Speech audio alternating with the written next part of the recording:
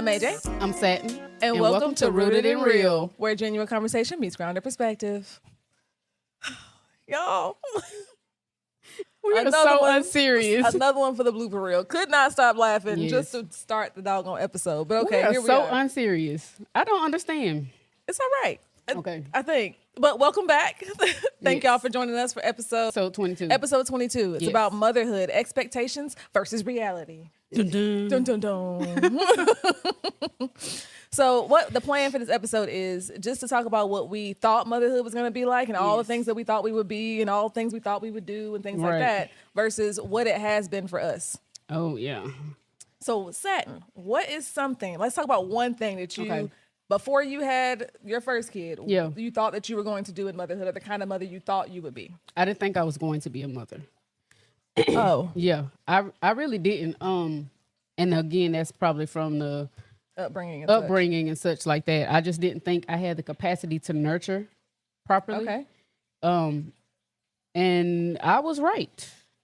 Unfortunately. The expectation met the reality. The expectation met the reality, and they were equal. But I did have a lot of people around me. My mama. What? My mama. What is that? It's my cousin Madia. And when I had my first kid, Mama. Yes, when Shout out to Mama. Shout out to Mama, I love you. When I had my first kid, practically raised her. My oldest couldn't say Madia, and so she would just say Mama.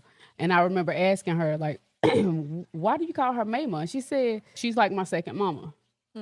So that's cute. Yeah, it is cute. So I really didn't know how to like nurture. Okay. Yeah. And I think that does come along. It can come along with time if you don't know how to do it, because if you weren't nurtured as a child, it's hard for you to then know what a child needs when it comes to being nurtured. Yes. You know what nurture. not to do. Right. But the only tool you have is what not to do. What not to do. I didn't have and I was so young. Right. So you didn't even have the forethought that, okay, like I know what I shouldn't do, but what should I do? And it's not like there's ChatGPT at the time for you to just look it up. Like even the internet at the time when you had her wasn't that great. It was remember, dial-up. Listen, I still remember when I would Google stuff. I mean, there would be Google. There'd be like 2, 3, maybe 4 pages of stuff. Yeah, but nothing good came after page 1. Yeah, nothing good after like page everything 1. after that was just trash. And so, like, if you were trying to Google something then or ask Jeeves, like you, with the little butler on it, So you know, the information wasn't as prevalent. You would have to get a book. Yeah. And even those were outdated a lot of times. But at the time, I mean, you were what, 19 when you had her? Yes, I was 19. All young and married. Man. I don't even think I didn't have the capacity at 19 to have no kid. Well, and I've been nurtured. I was nurtured. I knew exactly what the problem was. Not yet. I was following the societal norms, which we'll talk a little bit about later on. Of you get married, you have a kid. Yeah. But you know, I just didn't have a concept of nurturing and being a parent and knowing how to change. The only thing that I will say that I had the forethought to do when I had her was, you know what, I need to be saved. I need to be saved. I need to, like, for real get in a church, and I can't say for real, I just knew I needed to be in a church setting or in that type of community, because I felt like there were some things, as we talked about in the episode that will be released today, generational curses that I wanted to break. And I did have a concept and an understanding that those things had to be broken under spiritual guidance. God, yeah. Okay. I get that. What about you? So I thought I was going to be a real patient mother. Oh, wow. Yeah, I thought I was going to be really patient because I guess before I had children, I guess nothing was really causing me not to be patient. Oh, so I thought I was already patient. Yeah, like, you thought you already had it. I thought I had that skill. Yeah. Because nothing was challenging me, though. I didn't realize that. Nothing was challenging my patience in a way that would make me know that I couldn't do it. And I knew because my sisters, they have children, like they've had they got 5 between the 2 of them. Right. So you were a babysitter. Yeah, I've kept them, but keeping your own kid is different from keeping somebody else's. Yes. When you're the one, and I told them when you get that baby from scratch, From scratch. And you're the one that has to make up all the rules. Right. You're the one that teaches everything, because my sister would give me the baby, but she told me what to do with it. Right. She had the rules, had what they needed to eat when they slept. Yes, I literally, she wrote everything down for my nephew, like everything down. So I just sat there and did exactly what she, like, if he was sick, all right, you give him right? Tisha. Oh, okay. Yeah, Tisha. You give him this, you give him that. She had, everything written down. When he had allergies, he had a gluten allergy. Oh, wow. And that was a time when gluten-free was not a real thing. Yeah. So she had a whole list of can-dos, can't-dos. The can-dos was real little, can't-dos was real big. Right. And she had all about, like, because even, like, I think it was modified food starch.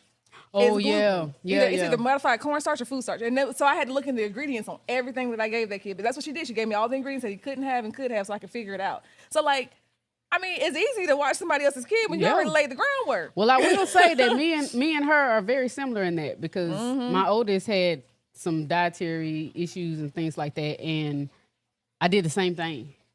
It's helpful for anybody that's keeping them. Very specific, and I loved it. And she knew too. She was young, and she couldn't speak a lot of things, but she definitely knew what she could and couldn't have. Funny story. Side note.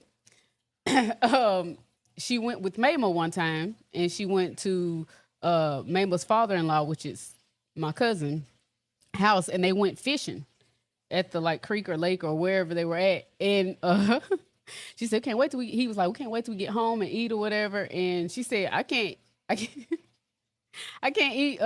seafood because I'm allergic. Like, we done been all out here. You ain't said a word. Right. So it's time to eat, because she ain't know y'all plan to eat it. He said, well, it's fine. This didn't come from the sea. This came from the lake or the river or whatever, so you can eat it. She said, I don't think so. She told him to call me. Call my mama. And she was like, they said I can have the food because it didn't come from the sea. And I was like, and he was joking with her. Yeah, but she said, but nah. She took that so serious. And I was like, no, baby, you can't have it. You can't have it. And she was That's like, funny. I told him I couldn't have the seafood because I get seasick. Not seasick. Oh. But anyway, so she wrote everything down, but I'm like that. But yeah, so I thought I was going to be real patient. Now the expectation was patience. The reality is I'm not that patient. The reality is you called my name twice and my eyes twitching. My eyes twitching after you didn't call my name twice when I said, say my Your name. eye twitching? Say mom. Mom. Yes. Mom. Yes. Mom. And I'm like, what do you want? Like, I said yes very nicely twice. Why aren't you just saying whatever it is that you want to say? Like, what's happening I think here? the expectation is when they say mom, you say, what is it, instead of yes. But in general, like, if I say yes, because I don't want them to say, I don't say what to them on a regular basis. I don't want them to say what to me. Because I'm also working on modeling the behaviors that I want my children to do. That's so, good. and you can't sit here and say, well, don't what me. But that's what they hear all the time. So it becomes part of their vocabulary because that's what they hear you say. So I'm like, okay, yes. And usually they'll say what it is they need. Right. But sometimes, or when we're in the car, the other day, Jaden wanted to help me cook. And I said, okay. I have to start myself off I have to, and then Jackson came and wanted to help me cook. We were making spaghetti. And I'm like, you know what? Yeah, the more the merrier. Everybody come on. The more the merrier is anyway, it was a lot. You don't decide not to fight that battle. I just decided. But then Jaden, mom, okay. And then I answered, I would respond, he'd say something. But then he wanted to say something else. And then he'd say, mom. Another conversation ensued. Then, mom. She needed to do. I'm like, buddy, listen, we gotta wait for the water to boil to put the noodles in it. Okay? Okay? It's hot. Don't touch it. The patience was being tested. The steam. And he's like, the steam is hot. Yes. Because you about burnt yourself on the steam the last time we made spaghetti like this. Which is why I didn't want you to. But at the end when he says, thank you for helping me and letting me help you. Right. It makes it all worth it. But that boy, the patience but the process. It was thin. The process, the patience is rough. And you can't, and see, the thing is, you ask God for patience, he gonna test it. Right. Like, you ask him for it, but you can't, like I said, my patience had never really been tested on a regular basis. So I just assumed I was a patient person. Yeah. But now when I'm like, hey, Lord, I would like to be more patient with my children, he puts me in situations where I have to practice the patience. That is. But I'm like, wait, I ain't got it yet. I don't have it yet. Like, wait a minute. Can you give me some first and then we practice? You know, people say practice makes perfect, but I remember going to a summer camp when I was like 13. And the whole point of the camp was to teach you like breaking rules and things that have been established in the household that may not really be the norm for your own personal life. And one thing they used to say is that practice doesn't make perfect. Practice makes you better. My friend Aisha says, I think she says practice makes progress. Yeah, that's good. So it's not perfection. It is you are getting 1% better every time at whatever the thing is that you're practicing. That's right, because if you strive for perfection and you don't reach it, the goal is too high. The goal is too high. The letdown that you feel, the disappointment, it's hard. Which is also something we'll discuss in this podcast about the reality versus expectations with motherhood, is that if you set a goal, you feel real disappointed about it when you don't make it. Man, it destroys your whole world. Yeah, it makes me sad that I am not as patient with my children as I thought I was going to be, or that I feel like I should be. Right. But self-awareness is key. I'm working on it. I'm not patient with anybody at all anyway. Like children, husband, friends, family. Very short fuse. Very short fuse. I'm going to say that I think you might be better than you think. I might be. And you might be better than you were before. Yes, I know I'm way better than before. I know I'm way better than I was before because there were no second chances in my life. Yes, and I feel like, especially with your second kid, you're very patient. Oh yeah. There's a lot of things that she either says or does that would wreck another parent. Yeah. Because she just really be telling. She just look at you and be like, "But I'm telling the truth, Mom." Yeah. Yeah. She's been like that all her life. Yes. So another parent might have tried to break that out of her, whereas you were patient enough to just let that develop into. Right. She speaks her truth. She speaks yours too. Right. But also because I made sure that she was respectful in doing so. Right. As we are. She don't have an attitude. Right. We're trying to raise self-actualized little adults because they're going to be able to navigate the world that doesn't necessarily coddle them. Right. And because I'm raising her to be that way, I'm raising her with confidence and boldness, but I'm also raising her to respect other people's thoughts and opinions, even if she doesn't take those on or agree with them. And so a lot of times, initially when she was operating in that behavior, I was like, this is going to be a problem. Because, it looks cute when you're 1 and 2 and 3 years old. But not so much when you're 14. Not so much when you're 14, 15, and you're taller than me. You know what I mean? Because that is wild. That is wild. Because I'll stand on the chair. But I haven't had to. Back to the patience. But yes, so she definitely says a lot of things that kind of takes you back. But she is being honest and truthful, but also she's being respectful and it's like, how can you argue? Especially when she be bringing the Bible into it. Man, she be bringing Jesus into that thing. Well, Jesus wouldn't, and Jesus said, and we were at church and we were in, I don't remember the name of the guy in the Bible, but it started with this, and she'll say, and I'll say the name. She's like, yeah, him. He's such and such, or she's such and such. And I'm like, you right. Honey, she is her daddy's child. Mm-hmm. She is her daddy's child. Because he fights and wins all his battles with the Lord. All of them. All of them. But yes. But yeah, on the patience, the last thing on patience. So I've been talking to my therapist, as usual, and she was talking about how, I was telling her how I want to be more patient. She said, well, yeah, you're going to have to consistently model the things that you're looking for your children to do, right? Consistently. So if I want my youngest to stop whining at me all the time about everything, while that makes me lose my patience, fast. Yes. Fast. If I'm not showing him, if I'm just like, stop whining, what do I want you to do instead? It's always about what, like, of course you want them to stop the negative behavior, but you also have to give them what you want them to do instead. Right. Because he's 5. He doesn't always remember what you want him to do instead. He doesn't really, and he's 5. He just turned 5. Yeah. Like, he doesn't always know what to do instead. All he knows is that his emotions are big and he wants to express them. That's right. So you have to teach him different ways to express them. So when he keeps crying because it's time to go shower. Okay, Jaden, you can tell me that you're sad. You can tell me that you don't want to stop watching TV. You can tell me that you don't want to go to bed. You can tell me what it is instead of just crying at me. Right. When I say crying, mouth wide open, tears. It's ugly. He crying like he got a whooping. Yes, and you would think I'm in here beating him. Like the neighbors probably think I beat him every day. Look, she got real passionate about that, y'all. They really think I probably beat him every day at the same time when it's time for him to go take a shower because he cries like that every day. But this morning, right, they were down here playing. His toy broke. Well, not broke, but it came apart. And Jackson was trying to help him, and he said, I'm not happy right now. I'm frustrated. Oh, look at him. Did you get that boy a gold star? I'm sorry, your toy broke, but I'm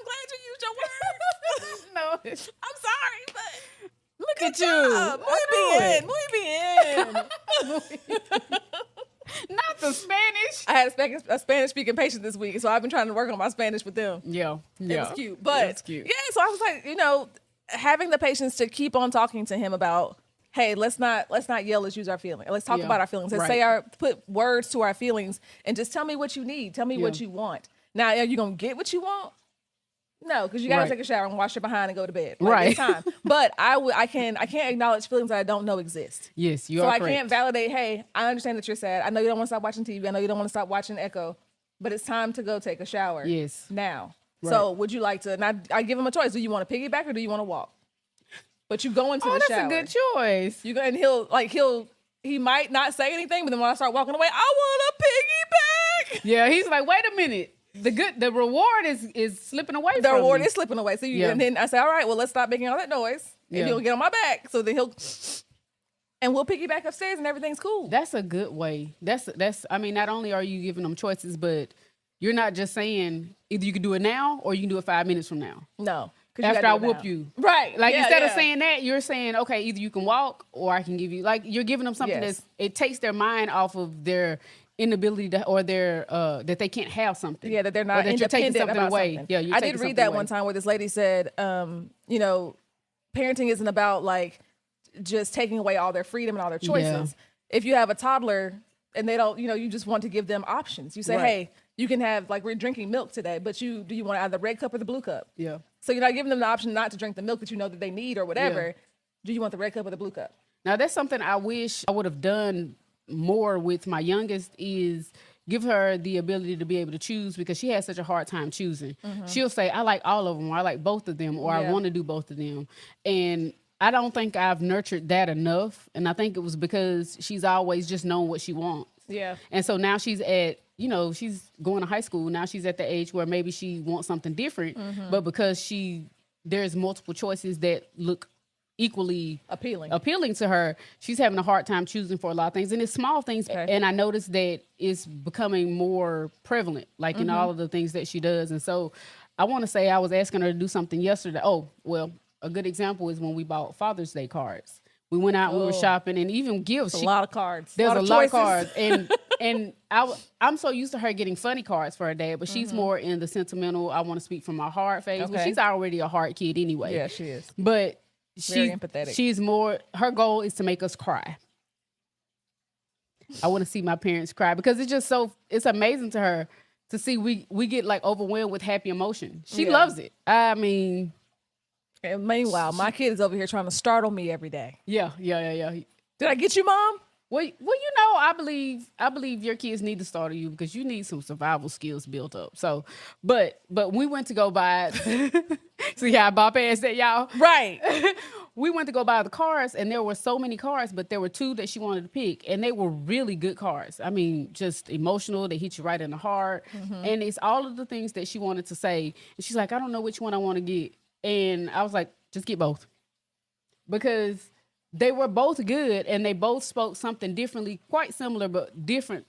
And I knew that they were appealing to her. But you didn't help her make a choice. I did not help her make a choice. And that's what I wish. She didn't make one. Okay. Right. And I wish I would have done that more. That's a really good. But now you could. And I mean, I know it seems like she's too old, but you could always start working on it now with finding some small things for her to have to make choices between, so that she can get better. Because I almost feel like not knowing how to make choices is how we get all these memes about women not knowing how to decide what kind of food they want to eat. Yeah. Because we don't know how to make choices. Right, because we don't know how to make choices. Because nobody told us to. Yeah. We didn't have a lot of choices. That's right. We didn't. We always thought for someone else or did for someone else. And so whatever they liked or want, and then being mothers catering to our kids. Catering to everybody else except you. I don't want chicken nuggets to eat tonight, but guess what? They want chicken nuggets, and I'm not making 3 meals or 2 meals. No.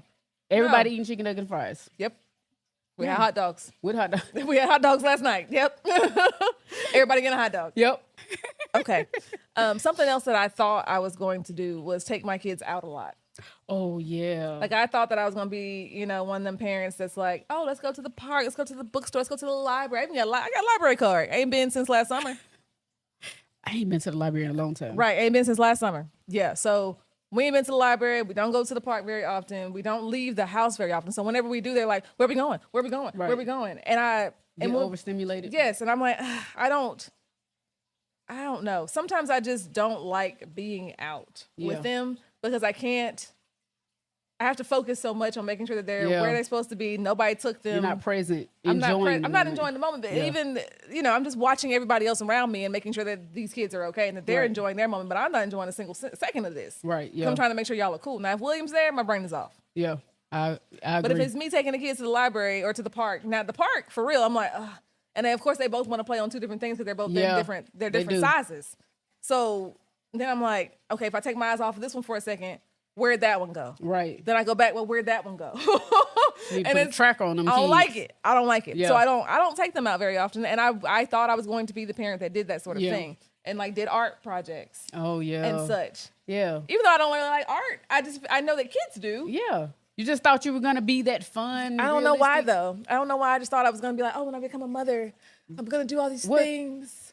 What we really do is play games inside the house. Did your mom? I have this dartboard. My mama put this dartboard up here, and it's still here. And we play with it. It is. Yeah, we play wall ball, me and Jackson, when his daddy ain't here. She said when daddy ain't here, you know what that means? Because he don't like that. He don't like to be doing it. He don't like the balls being thrown around in the house. So we don't do that when Dad's home. He apparently no. Jackson snitched on me because he apparently I left the house and he was dribbling the ball inside the house, and so William was outside, and he comes in and he's like, "Hey, why is it like you having a whole basketball?" Oh yeah, I was here one day when he did that. So he gonna ask him, "Why you in here? It sound like you playing a whole basketball game in the living room." He was like, "Well, mom let me dribble in the house," and William said, "Oh, she does. She does she? Oh yeah, bro."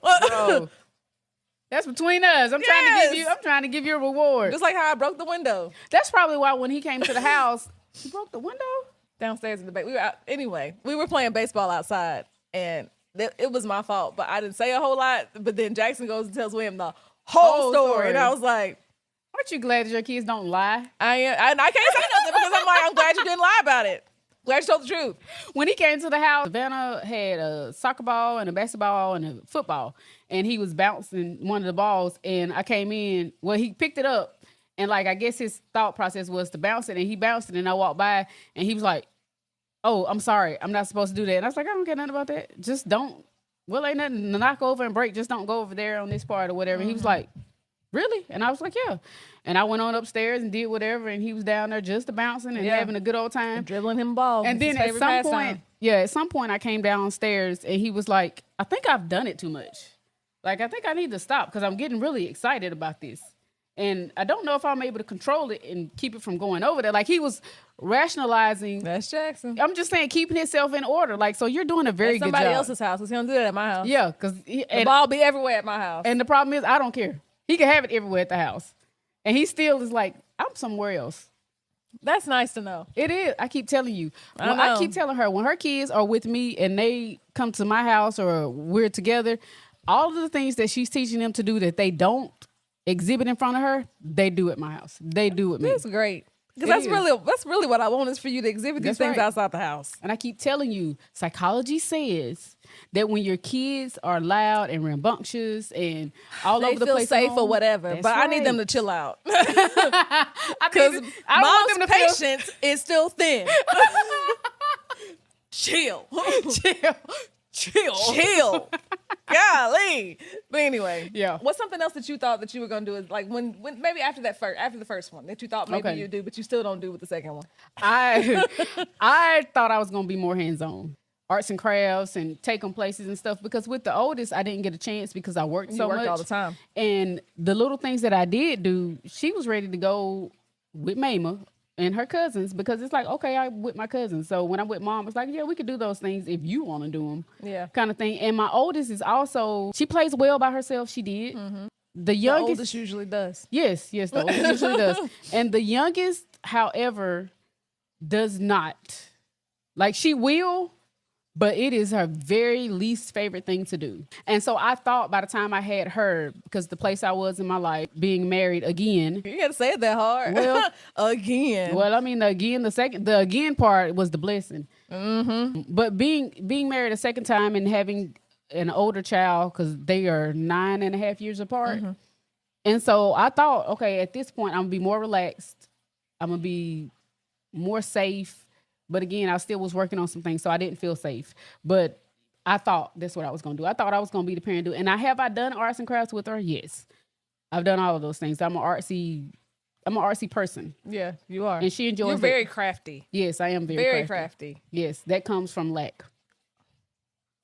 Maybe that's why I'm not. I really do. I wish I was more crafty. I'm not saying people can't intuitively already be like arts and crafts and stuff like that, but I'm not an artistic person by nature. I think I am by necessity. Like you had to. Yes, I had to. So I think a lot of things, again, why in the episode they're releasing today, when I talk about keeping them boxes.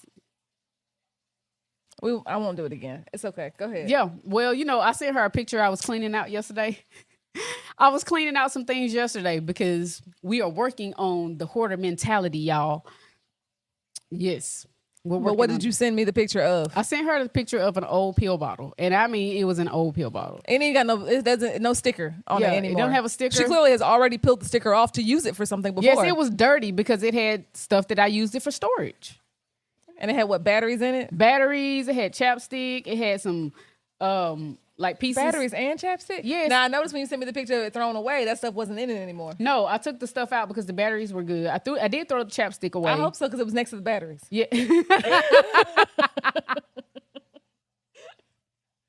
Everybody be radioactive. Look, old me with a cap and be like, you have some radioactive lips. Let's see if I get some powers. Let's see what this does. Like I need any more illnesses or sickness. Right. I don't need to test the Lord no more. We good. But it had that, and it had like a eyeglass kit, which I don't even wear glasses anymore. But anyway, getting rid of the hoarder mentality. Yes, getting rid of the hoarder mentality. And I was like, she said, absolutely not, or something like that. And so I threw it in trash and took a picture again, and she was like, thank you. Thank you. But yes, I that's where my craftiness comes from, is the necessity. And she loves that part about me because she's an artistic kid.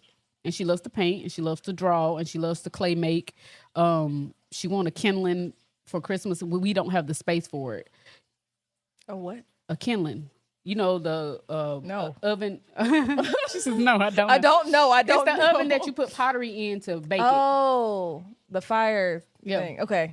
She wanted one of those. We don't have the space for it. I said, when we get the space, we'll get you that. We bought her like a mini pottery wheel. So she can do that, but you don't require it. Just can air dry. You don't need to put it in. But she wanted that fire. Yeah, that's how the people around here say it. Fire. People around here do not say fire. People in lies you tell. Now all these patients I see on a regular basis, talking about the fire and full and oil. Ain't no way you ain't, no ma'am. But yes. The expectations versus reality. There were 4. The myths, the norms. The myths and the norms. So the first one is the present and perfect mother. Mm-hmm. There's that word perfection again. As we just talked about the presence. I'm here, but I'm physically here, but I may not mentally be. You may not be. And it's hard because being the perfect mother doesn't exist. It does not exist. It doesn't exist. But what I have learned... Oh, do you know June Cleaver? I do, from Leave It to Beaver. Well, I wasn't sure. Yeah, Leave It to Beaver. Good night, Walt. Good night. Who are all the things everybody say good night to each other at the end of the episode? Right. Yeah, Leave It to Beaver. But being perfect just doesn't exist. It doesn't. But what I have learned recently, and Jackson seems to really appreciate it, Jaden's getting there, but when I do something that I am not proud of, where that's not perfect, I apologize. Ooh, that's good. So I say, hey, while, you should have done, I'll start off with, hey, I'm sorry that I yelled at you for not picking up your toys. Right. That's usually not it, but I do apologize to my kids. Yeah, I apologize for yelling at you for not picking up your toys. I should have said that a different way. Yeah. You should have picked up your toys, but I didn't need to yell at you about it. I apologize because I want him to model up, and then he'll say, well, I'm sorry, Mom. You told me to pick up my toys, and I should have picked up my toys when you told me to, and not when I felt like it. Yep. So I say, that's great. We hug it out. We try to do better the next time. So I don't usually end up yelling at him about the same thing over and over again. It's usually something different. Yeah. Yeah, it is something that ends different. up happening. But there's this girl that I follow. Her name's Destiny Ann, and she teaches about gentle parenting and such, and tells you the differences between permissive and gentle parenting. Yeah. And having the boundaries and all the rules and such. But because people are very confused. Very confused because permissive parenting is not what everybody's people are going off too far and doing it. But anyway, that's a whole nother episode that we're gonna talk about one day. Yeah, we sure can. But having the connection, connecting with your kids. Yeah. and then before you can even try to scold them about something, and then have the repair of, okay, listen, I didn't mean to do that. That's really so like good. you cannot sit here and say that your kid is acting up and doing all these things if you haven't had any connection with them at all. Right, and that's what this says. It says the societal expectation that mothers must be highly attentive, constantly present, and perfectly composed, often minimizing the less glamorous or exhausting realities of parenting. Right, constantly there is crazy. That is real crazy. Because you gotta be able to do something by yourself. Well, because also you're not constantly there for yourself. No, I'm not there for myself at all. Another therapy talk. Like another thing that we had was I'm not there for myself, so I can't be there. Like I can't be there for you all the time. Yeah, I cannot. And you know it's how hard. exhausting that is. Right, and and I know a lot of people say, well, if you couldn't be a mother, why did you have children? I don't think people understand when you decide to have you get with a partner and you decide to have children, nowhere in your mind is it thinking that you're not going to show up and be present in your kids' lives. And for me, that was a huge, another aspect is mom guilt. That was a huge issue for me because with my first kid, I worked all the time. So you weren't present. My physical presence wasn't felt. And all of the sacrifices I made, now she appreciates it now, but when I was young, I think when she was younger, she was like 9 years old. She told me she don't work, she don't do anything because the period that I was home for a brief moment, it was because I was ill. And then I was like, all she knew was I was never there, rarely there, occasionally stepping in, and then when you were there, or at least that's what nothing. From my perception that I was just not there. And then when I was there, like my mom ain't even doing nothing because I had wore myself out. Doing everything and then went back to work, and that was at the time I wasn't showing up for you the way I wanted to, and so that it's hard. That presence, being present and going against societal norms and trying to make sure that you don't feel guilty about not physically being there or physically being there and not mentally being there. Right. Yeah. The second one is the motherhood paradox, and that's the complex pressures on women to work as if they don't have children, which is what we talked about just now. Wow. Simultaneously. That's right. Thank you. Y'all know I can't say words. I got you. You got a friend in me. You got a friend in me. While parenting as if they don't work. Yes. So they expect you to, as a mother, go to work, pretend like your kids don't affect your job, period. That's right. But then when you come home, pretend like you don't have a job. Right. So I'm not supposed to be tired when I come home. When I've been at work for 10 hours today and I pick you up and we done raced over here, raced home. Now you got practice and I'm supposed to pretend like I'm not tired from being at work all day long. That's right. And be just as present as I normally would be if I did not have a job. That's right. Y'all, it's unrealistic. It is so unrealistic. Because you feel bad that you have to work. Yes. But then if you're not working, like you just feel bad either way. Yes. You feel bad in either direction. So I mean, like, what do y'all want us to do? What do y'all want from us? There is a balance, but it's so hard to draw that balance. And the reason why is because, especially now, there's rarely anybody that can function. Everybody needs two income household. Yeah. Two income house. Dual income. Yes. But I got kids. Can't be in no dink. You ain't no dink. Everybody, you need, and not just two incomes, you need multiple streams of income. From each person. Right, to be able to give a life. Speaking of, go ahead and like, subscribe, and share this podcast. That's right. Speaking of multiple streams of income. Yeah. Tell your friends. Tell your mama and them, all of them. All of them. Both of them, all of them. Both of them, all of them. Yes, and so you need multiple streams of income to be able to even take care of your own household and the children. And people say, well, why aren't people having kids? That's why it's expensive. My kids eat all the time. Food is, full meals to snacks. It's not even just like they're snacking all day. Because people be like, well, if you don't let them snack all day. Well, no, they're not snacking all day. They eat a full breakfast. Hey, we hungry. Right. It's been 15 minutes. Their metabolism is high. It's been 15 minutes. Yes. What do you mean you need a snack? That's right. Then they'll turn around, eat a snack, Bottomless eat lunch, pits. eat a snack, eat dinner, eat a snack. What are we talking about? Yeah. They eat all the time. But the one thing is, I used to feel guilty because my kids spend more time away from me than they do with me. Yeah.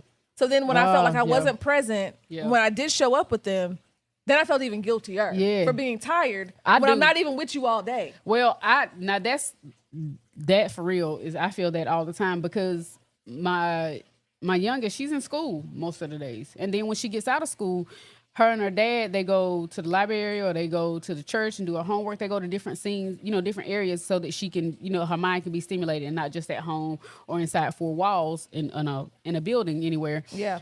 So that she can, properly, do her homework and just get outside. It's like take a break from school because she's been in school all day long.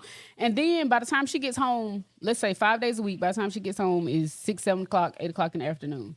Then that's evening. That's evening. She gotta take a shower and then get in the bed. And go home. So I haven't seen her. So then on Saturdays, she wakes up early. I'm not up. You are not? Right. Because I have gotten into the habit, especially now that I'm going through illness. I say now, I mean, I've been going through illness for a long time, various illnesses, but this one is a doozy. It is a doozy. It is a doozy, and so the mental and the physical fatigue and stuff that I've experienced, I'm in the bed, especially after filming the podcast on Friday. Yeah, we have experienced it. I've been like, woo. She's falling asleep on the couch. Yes, I have been over here and just couldn't do it. And sometimes you'll go back and look at some of the episodes and you'll see me. You can tell when she was real, like she was pushing through. Yeah, I was pushing through. Yeah, and it's really hard. And that's my everyday life. And so me trying to adjust that. And I know there are plenty of people that have autoimmune and that can function or they are pushing themselves to function because they work a 9 to 5 and they don't have a choice. Well, I do have a choice because I don't work anywhere because my life is set up that way. And so trying to show up and be present in other people's lives while I'm also trying to show up and be present in my own life and fulfill dreams and hopes and stuff is extremely hard. I have felt an extreme amount of guilt, especially in the last 2 years, with that because she's not at home. And then on Saturday, I'm not up to it. And then Sunday she's at church and they're going all day. Yeah. We go to 2 separate churches. And this girl decided they was going to go on a bike ride. Yeah.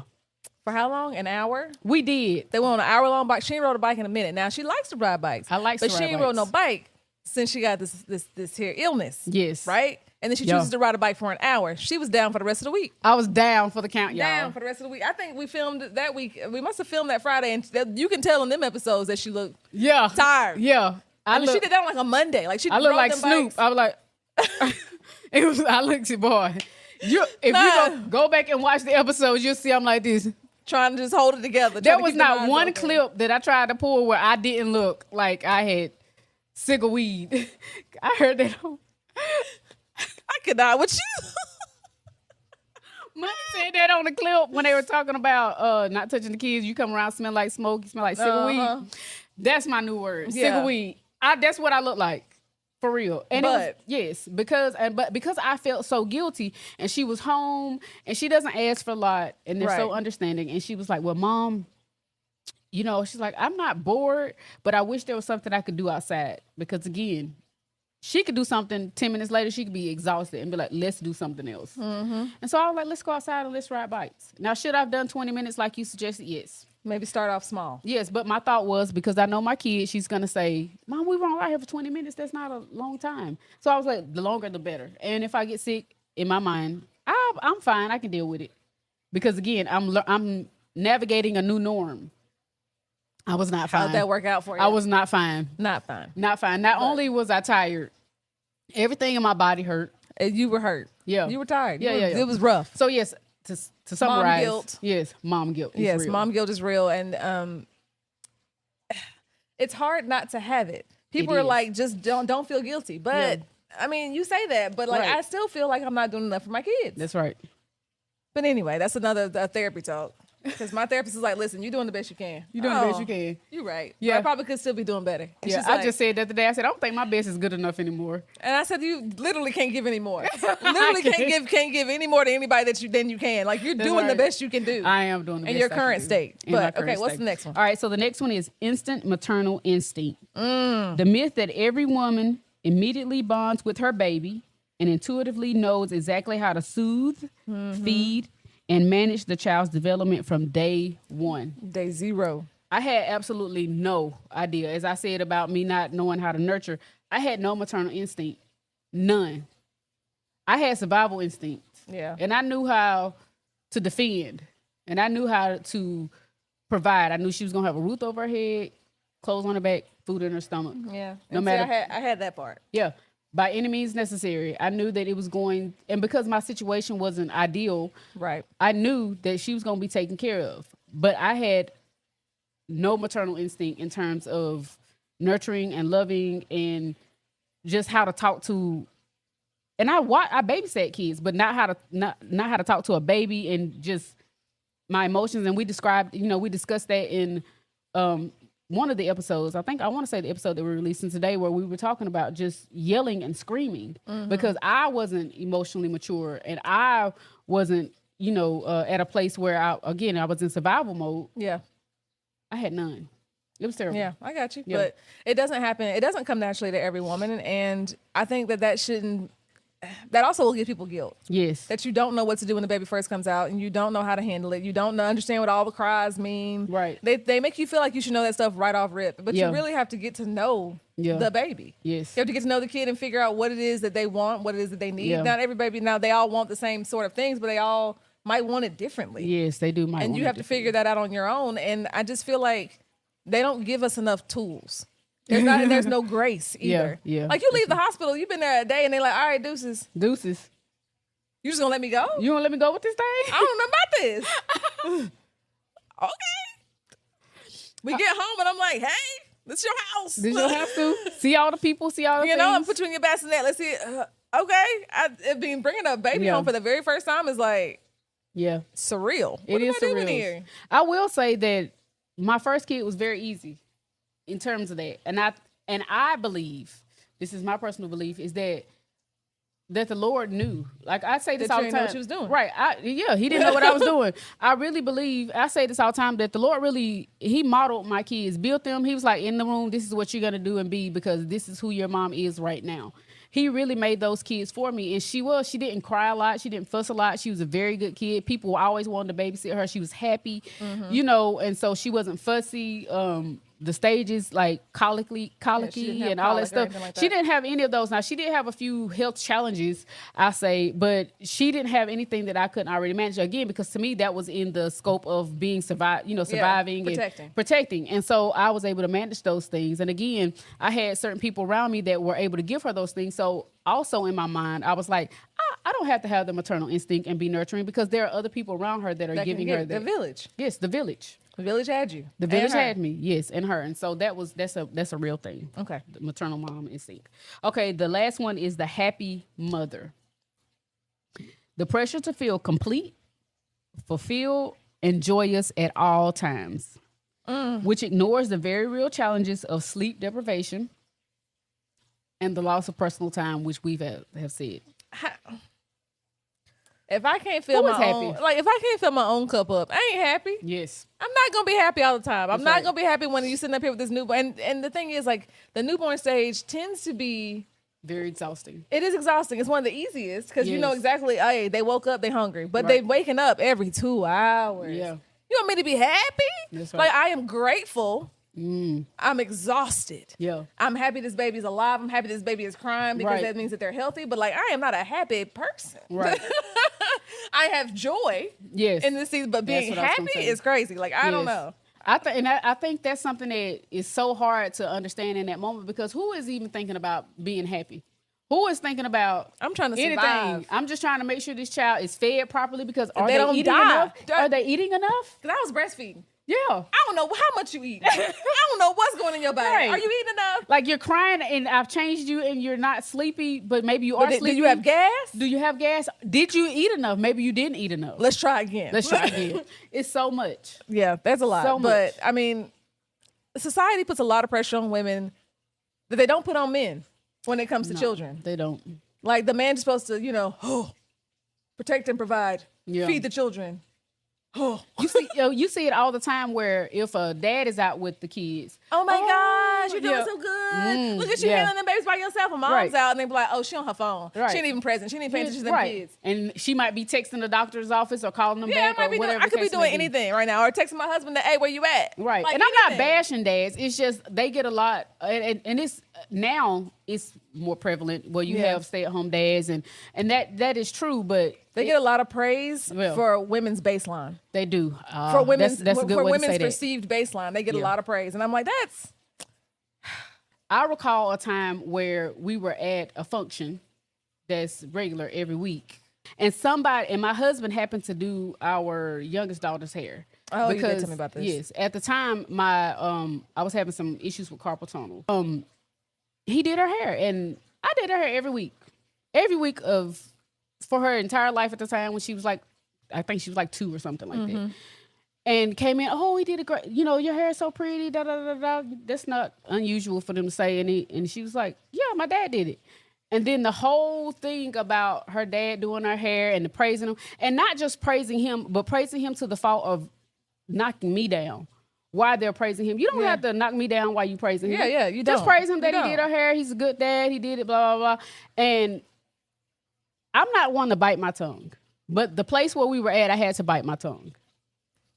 And I was livid. And I remember getting in the car going, we always drove separately, and me going home, and in the moment I thought about it and then I let it go. And then I got home, he said, oh, a lot of people were complimenting her hair and blah, blah, blah. He's like, all of it came back. Yeah. And we didn't have an argument, we didn't fuss about it or anything, but I remember explaining it to him. He said, oh, I don't think they meant that. I said, yes, they did. They meant it exactly how they said it. And yes, I could have been sensitive in that moment. Yes, I could. All of those things could have been true. But it still made me realize, again, he gets praised for something I do every week. For something I do every week.